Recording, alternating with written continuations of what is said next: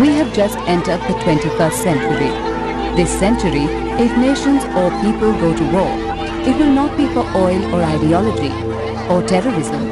It will be for water. This might be a prediction in a United Nations report. Unfortunately, it is already true of India, so early in the 21st century.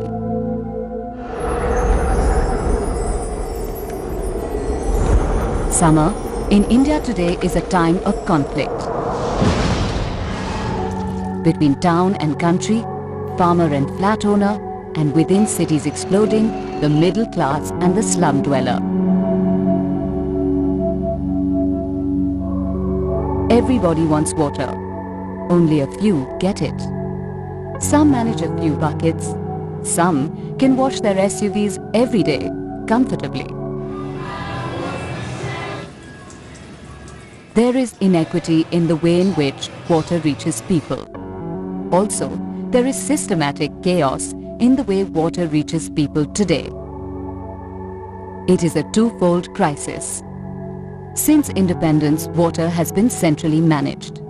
The government invested in large dams. It invested in pipes. Even today, if a pipeline from a relatively healthy river is built to a relatively healthy town, taps flow and peace reigns. Treated water flows in fresh. The town guzzles it. Then one day, the scenario changes. The town or the city must begin to rely on tankers and on bottled water, more costly per litre than milk. Water is a big business. 14 river basins comprise the basis of water supply in India. Today, they are so overused that the rivers have turned into trickles or stretches that carry only sewage. Groundwater, water pumped up from within the earth, has quickly become the alternative. The water level falls. Bore pumps go dry. This is a crisis that can only multiply. Is this a crisis that can only multiply?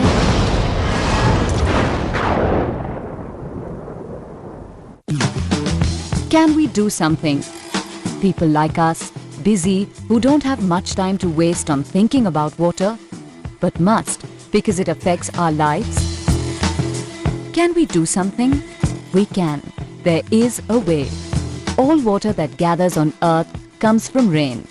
Rain falls from the sky. Can we catch it where it falls?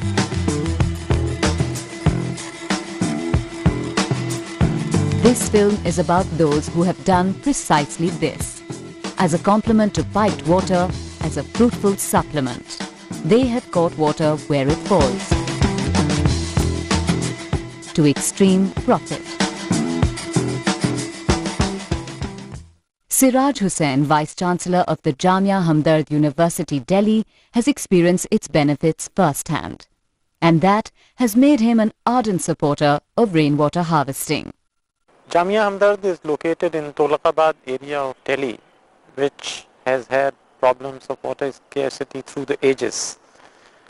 In our own campus, about 20 years back, 14 tube wells were dug, and by 2001, we found that 8 or 9 of those tube wells were not able to draw any water. So we decided that we should be not only conserving water in our campus, but we should also be harvesting water. We have set up about 14 water harvesting projects in our campus, and in the years in which the rainfall has been good, the water table in our campus went up by about 10 meters. And this has also translated into monetary gains. You see, earlier, about 5 years back, we were purchasing between 8 to 10 water tankers a day. Now we are purchasing less. Being in charge of the entire project makes Ahmed Ali, the university's executive engineer, an expert on the finer points of rainwater harvesting. Catchments are the surfaces on which the rainwater falls and is collected for harvesting. A smooth, paved surface is ideal because the water runs off from the surface efficiently and there is no water logging. Also, it is easy to maintain and thus the quality of the rainwater collected is better. The inlet of the downpipes are provided with mesh to prevent the entry of suspended materials like leaves and debris. From the rooftop, rainwater flows down through downpipes or conduits. Though conduits can be of various materials, we have used PVC pipes as they are lightweight, relatively maintenance-free and economical. Rainwater from the rooftop is directly diverted into the recharge well because they are considered as the cleanest catchments. Layers of filtering materials like boulders, pebbles, gravels and coarse sands in the recharge well takes care of minor impurities. But the runoff from the catchments like unpaved area carry a lot of silt. In order to prevent this silt from entering the recharge structure, the harvested water is passed through a desilting chamber. The desilting chamber has two partitions: the settlement chamber, where the silt gets deposited, and the filtration tank with filtering materials like pebbles and gravels that helps to arrest the remaining suspended particles. The filtered water is then diverted into the recharge well. During a heavy downpour, the recharge well may not be able to soak up water at a fast enough rate. Therefore, another role of a desilting chamber is to control the flow of water into the recharge well. At the level of the pebbles, the recharge bore has tiny perforations that allow rainwater to trickle in. To filter the water even further, a jute coir rope is wrapped around the recharge bore. It acts as a very good second stage filtering material and even catches sand particles. Water soaks through this coir and enters the recharge bore. This and other recharge wells in the campus are about 2 meters wide and about 3 meters deep. It is a simple brick-lined structure and has an RCC and in some cases metal grill covers. The manhole on top helps in easy access for periodic maintenance. This has a recharge bore with a diameter of 4 inches and goes 30 meters deep, which is about 15 meters above the water table. This gap is required to facilitate natural filtering by the different layers of soil. All these structures are quite cheap to build and involve a very basic understanding of construction and engineering skills.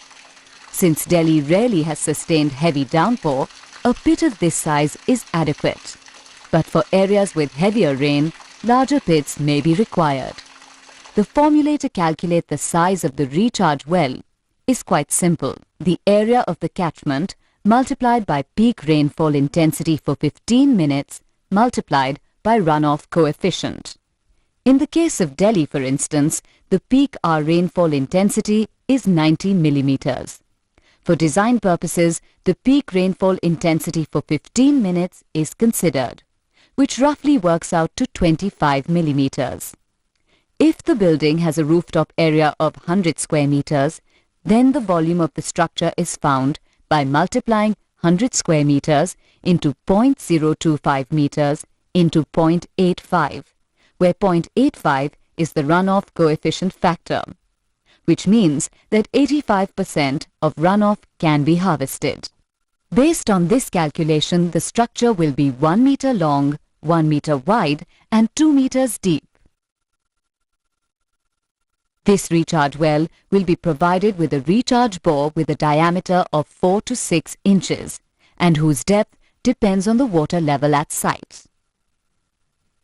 Rainwater can also be harvested from unpaved areas and internal roads, provided they are well maintained. The ins and outs of this is explained by Azhar Ali, an engineer at the university. During the rainy season, water used to flow out of the campus. To arrest this, we have constructed these trenches, which traps the surface runoff. Since the runoff is from an unpaved surface, it carries a lot of silt and other debris that will clog up the recharge well. So first, the water goes into a desilting chamber and then into the recharge well. वहाँ से फिर ground water को recharge करते हैं। Now the question is, how much water can be harvested from a building? The formula is pretty simple. You have to multiply the area of your rooftop with the average annual rainfall of your city and runoff coefficient factor. For example, if you have a rooftop area of 100 square meters and if your city gets 1000 millimeters of rainfall, you have to multiply both with a runoff coefficient factor of 0.8, which means that you can harvest 80% of rain which falls on your rooftop. The total amount of rainwater which can be harvested from this building is 80,000 liters annually. This water can either be stored or diverted underground to recharge the aquifers, depending on the number of non-rainy days in your city. If the rainy days are less, as in the case of Delhi, which has 338 non-rainy days, the recharge method is advised. Storage will be a good option if your city has a less number of dry days or gets 2 monsoons annually. Let's see now how one can determine the size of the storage tank. For example, if the number of dry days is 200, then you have to plan for these 200 days only. The normal drinking and cooking water requirement for a family of 5 at the rate of 6 liters per capita per day, LPCD, will be about 30 liters. So for 200 dry days, the requirement will be 6,000 liters. So a storage tank of 6,000 liters capacity can fulfill the drinking and cooking water requirement for the entire year. The university was determined to squeeze out as much rainwater as possible from the campus. This not only helped to recharge the groundwater table, but also helped reduce the waterlogging problem in the premises.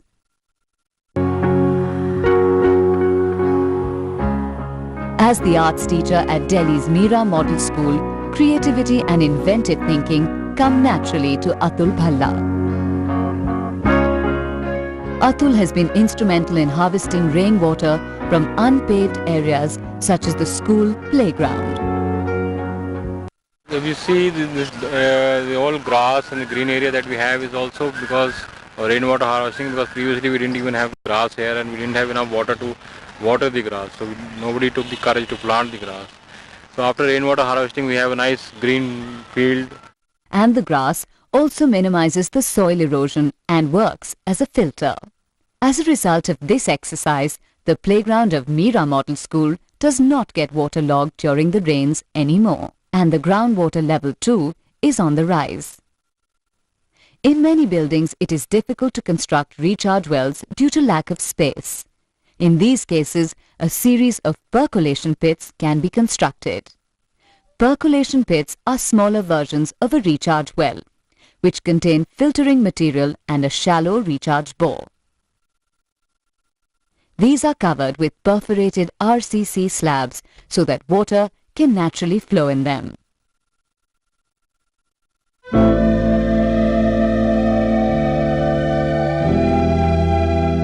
With low rainfall and a booming population, Delhi and its suburbs are continually short of water, making amenities like swimming pools seem like an unnecessary luxury. In this scenario, rainwater harvesting has made quite a splash at Delhi's Panchsheel Club.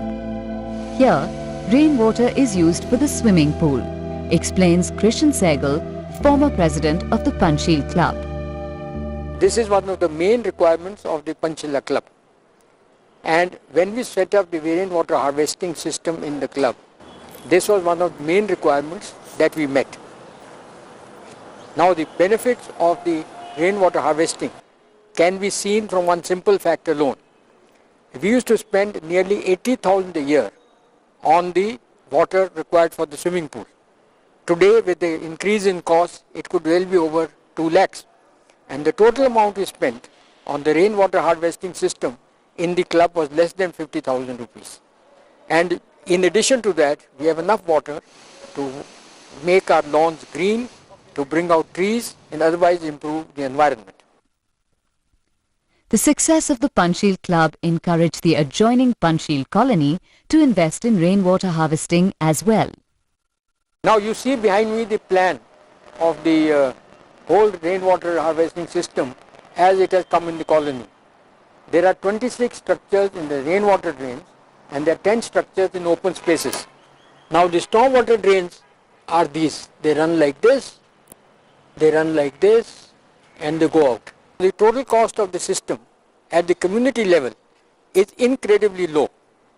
We have spent about 6 lakhs of rupees, which comes to about 600 rupees per household and about 120 rupees per capita. The result has been that our water quality has improved and the decrease in water level has been considerably slowed down. Whereas in the rest of Delhi, the water level has gone down by 6 or 7 meters. In our colony, it is less than 2 meters. And this in spite of the fact that there are almost 120 to 125 tube wells working in the colony. During monsoons and heavy rains, the road that you see used to get flooded and would be nearly under 1 foot of water for 2-3 days at a time. Since we have done rainwater harvesting, there is no flooding. In addition, because of the impression that has gone wrong that we are an ecological and a green colony, both rents and property values have gone up. This is a very big benefit for a very small investment. Motorcycle manufacturers Hero Honda have consistently projected an image of being an organization that cares about the environment. The rainwater harvesting system at their Dharuhera plant in Haryana is a model for industries to follow.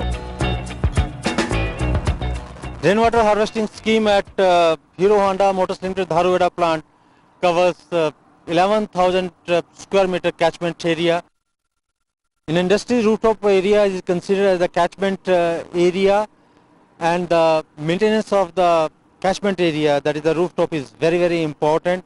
If you look at the back of me, there is a rooftop area which is maintained through a defined procedure in a very neat and clean manner, and the surface runoff is not considered in industry because of the possible contaminants. Once the groundwater is contaminated, it is difficult to clean that groundwater. Maintenance of filtration media is very important to have the better efficiency of the system. Before every monsoon, we remove the filtration media, clean it thoroughly, and put it back into the recharging well. Piped water supply has failed to keep up with rapid industrial growth in the outskirts of Delhi.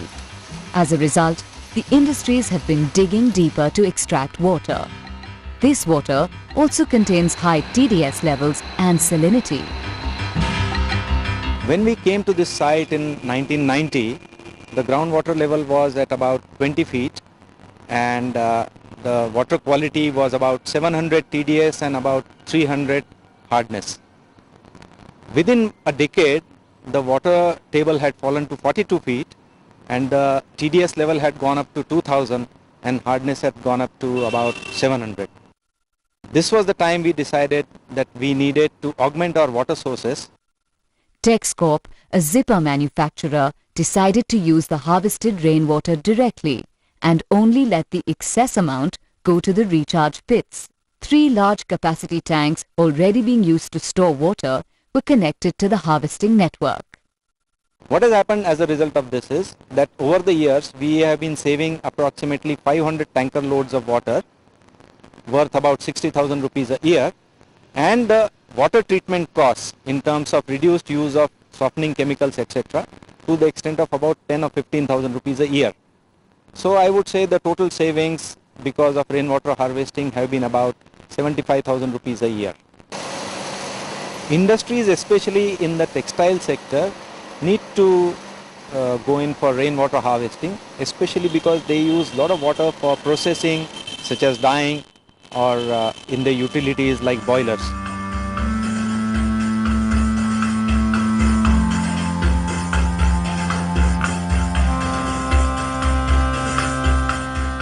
Rainfall patterns are very different in the northeastern states and the south. In cities like Chennai, heavy rainfall averaging 1200 millimeters distributed throughout the year means rainwater can be stored and used for various purposes. Though the basic system for harvesting rainwater remains the same, there are some significant modifications. In Chennai, Dr. Vaidyanathan, an eminent expert on water-related issues, speaks about the water scenario in the state. Borewell phenomenon is entirely post-ET phenomenon. These bore wells have essentially replaced dug wells, shallow wells which people used to have. What does it mean? You are in effect mining what the geophysicists call the static groundwater reserve. Now, because of this, it becomes extremely important to do both of two things. One, increase the rate of recharge. Try and arrest the fall in groundwater levels. And to the extent possible, also reverse this trend. The second is to economize and use the water. Vishala Lakshitottam, a slum colony in Mylapore, Chennai, is one of the many places facing acute shortage of water. And summers are particularly severe. But rainwater harvesting has brought much needed relief. As one of the prominent builders of Chennai, Jay Kumar has a hand in the design and construction of numerous rainwater harvesting systems that are compulsory for every building in the city.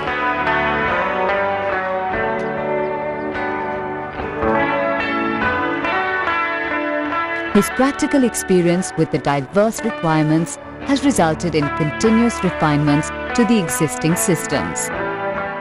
At Vishala Chittotam, we have implemented a new type of rainwater harvest system exclusively useful in urban scenario. It is a ground plus 2 tenement apartments. In this system, two pipes have been provided. The first pipe comes down from the rooftop and is fitted with a first flush device. This pipe is used for flushing out initial silt during the first downpour.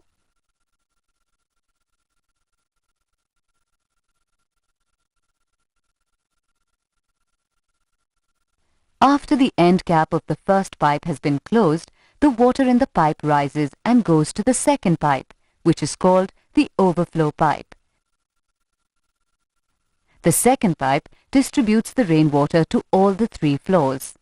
After the residents have filled their buckets and containers, they close the taps. The excess water goes to the recharge well, which helps to recharge the borewell located adjacent to it. As with the pipe system, recharge wells too are slightly modified. Unlike Delhi, they are constructed using prefabricated RCC rings. This saves cost as well as time.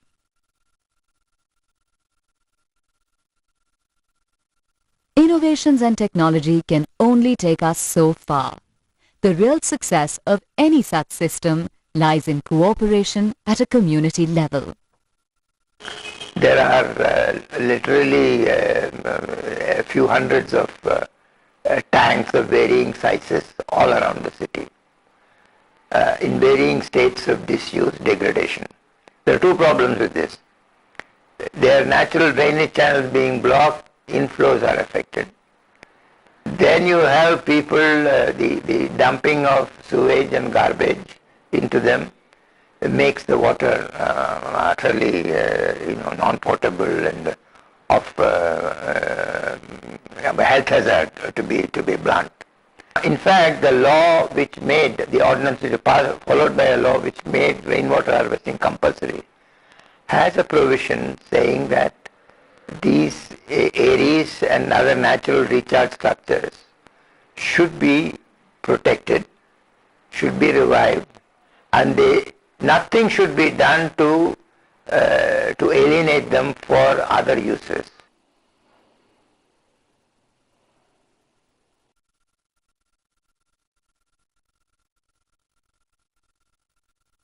The tank, what you see here is, it used to really give drinking water for the entire Pammal.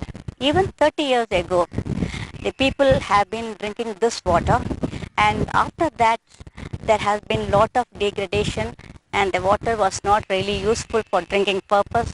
It was used like a dumping area of all garbage. Cleaning the tank took about 3 months, and a good monsoon filled up the tank. In less than a year, a garbage dump and a hangout for local hoodlums had been transformed into a shimmering lake. In order to keep the tank clean, what we did, 1/4 of the entire tank we converted as a settlement tank.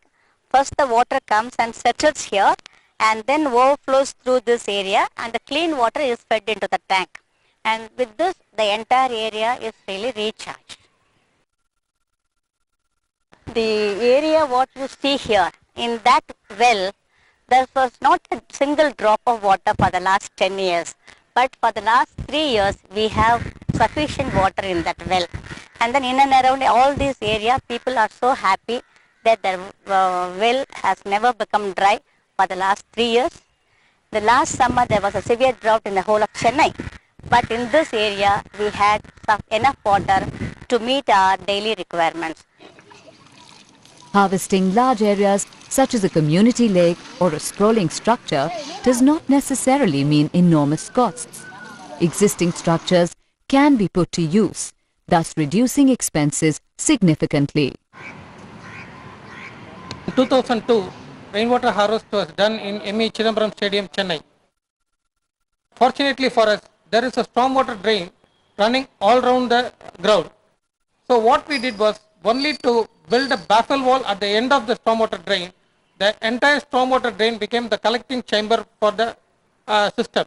J. Kumar diverted the surface runoff from the playground into the storm drain, which runs all along the boundary.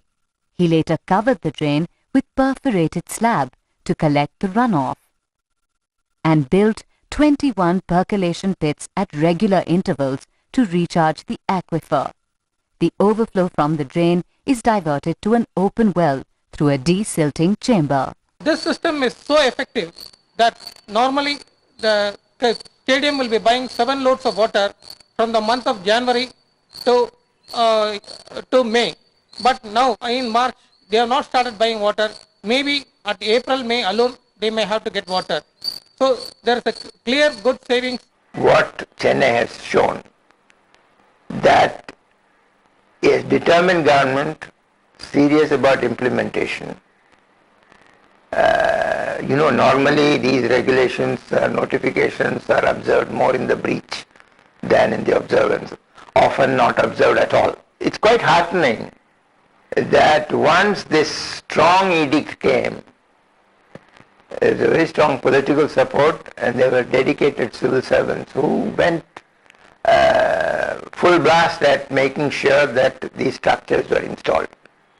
But it takes governments time to draw legislations and then implement them. In the meantime, a lot can be achieved at an individual level. Vishwanath's house in Bangalore is an example of the level of water harvesting and conservation that can be done individually. Bangalore is pretty particularly situated on a plateau about 920 meters above sea level. It gets its water from the river Kaveri about 100 kilometers away and about 500 meters below the city level. There's also a limited supply of water available from the river itself. It's about 1,500 million liters per day. That's good enough for a population of 7 million. Bangalore's pretty close to reaching 7 million people. So it's almost at the cusp of a water crisis. The other factor is that groundwater in Bangalore is very less. We are on the Deccan Plateau, hard rock terrain. Recharge rates are very slow. Surface water bodies are disappearing. Lakes and tanks are going away. 262 in 1962, down to about 55 now. So there's a coming crisis with water. The good news is that the rainfall in Bangalore is distributed from April to November. With about 60 rainy days with over 970 millimeters of rain, storage is the best option. Devices such as a 500-liter rain barrel can generate between 23,000 to 25,000 liters of water in a year. A sloping roof needs a rainwater gutter. The rainwater gutter can be made of PVC, GI sheets, aluminum sheets, or even local materials like bamboo or areca nut leaf. The gutter also needs an end cap on one side so that the water is picked up on the other side, and a slope of 1 in 100 as it goes along. Clamps are put usually at 1 meter center to center to hold the rainwater gutter. This way, all the water falling on the sloping roof should be collected and conveyed to the filter and to the storage. The first flush is a vertical pipe with a valve. When we clean the roof or we don't want to harvest rainwater, we open the valve and the water goes away. When we want to collect the rainwater, we close the valve. The first 1.5 millimeters of rain is held in this vertical pipe. 1.5 millimeters of rain means for a 20 square meter roof area, you devise this volume to be 20 into 1.5, 30 liters of water. 30 liters of water is held in this vertical stack before it comes into what we call a dhoti filter, a cotton cloth folded 3 times over to generate 8 layers of cloth. The rainwater filters through the cotton cloth and goes into the rain barrel and is stored there. Whenever we need to, we can take the cloth off and wash it. It's a simple device, it's a very effective filter device. As rainwater falls on a normal RCC roof, it tends to evaporate a bit, it tends to be absorbed a bit, and the coefficient of collection is usually 0.80. That is to say, if 100 liters of rainwater falls on the roof, we get to collect only 80 liters. But the very same rainwater, if it falls on such a painted roof, tends to run off much more, and you get between 95 to 98 liters. The coefficient of collection goes up to 0.95 to 0.98. Rainwater falling on the roof is collected in the GI tank, which is a capacity of about 1000 liters. When the tank fills up, the water falls down and comes through this overflow pipe. Comes in this 90 millimeter PVC pipe into a ferrocement filter. After filtration, the water flows through an underground pipe and comes into a sump tank, which has a total capacity of about 6,500 liters, and this is the final collection point of rainwater in the house.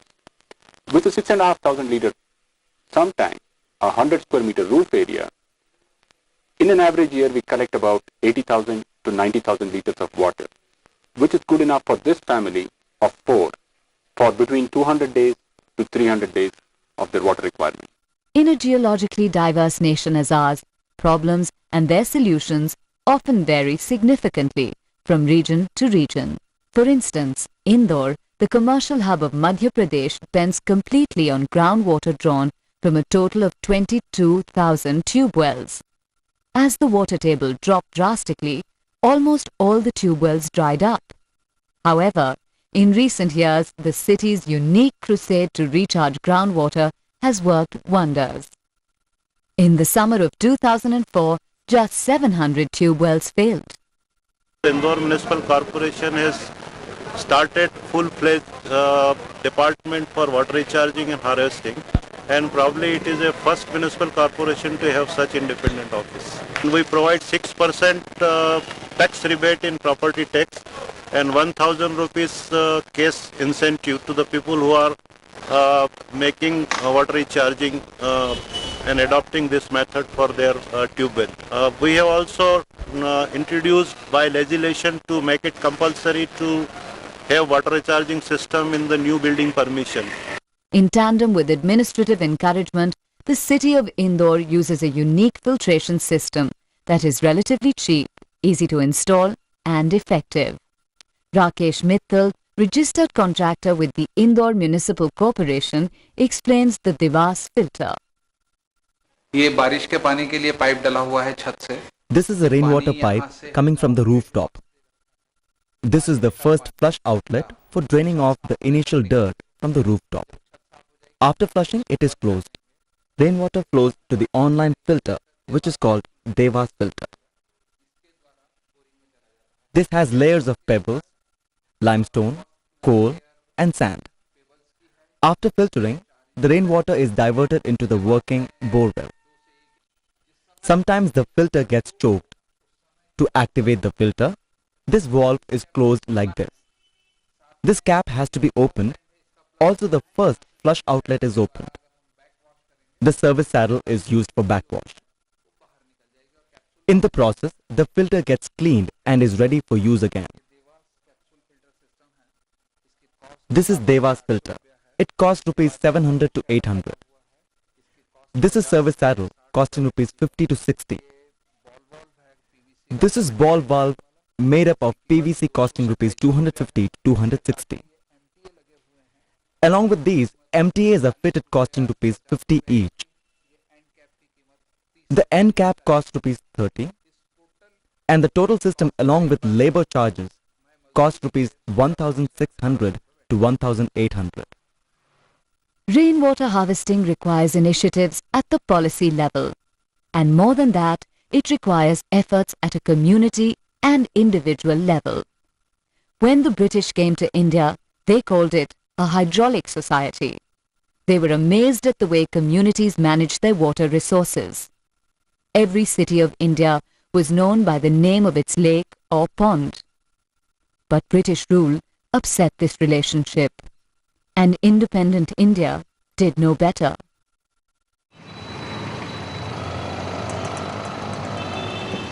We were told to get on with our jobs and forget about our water. The government would take care of it. We would get piped water. So the Indian people's basic bonding with water broke down. This has to be rebuilt. Tradition can only be strengthened by use of new technologies and appropriating it in the modern context. Water harvesting has the potential to meet most of our ecological, industrial, household and drinking water needs. It is a perfect tool to bring people closer to water again. We need to look at the other methods of conservation as well, such as recycling wastewater and using it in our daily lives. Reacquainting ourselves with the sources, rivers, lakes and groundwater from where our supply comes. In other words, getting to know the water better.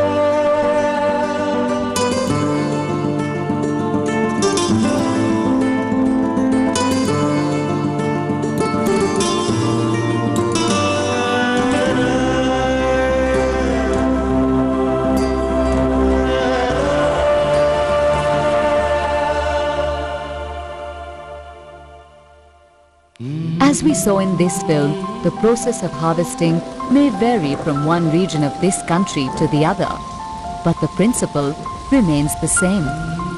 Catch water where it falls.